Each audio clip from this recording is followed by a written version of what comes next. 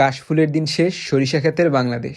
আজকের ভিডিওটা খুব রিকোয়েস্টেড একটা ভিডিও। কিছুদিন ধরেই অনেকে আমাকে বলছিল, ভাইয়া আমাদের এলাকায় সরিষা ক্ষেত কোথায় আছে, এটার লোকেশন দেন।